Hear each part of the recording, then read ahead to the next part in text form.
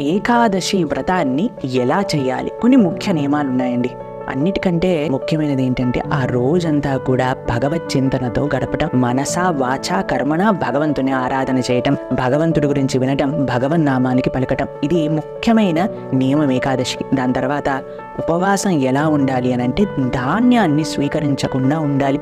ధాన్యంలో పాప పురుషుడు ఉంటాడు ఏకాదశి రోజున.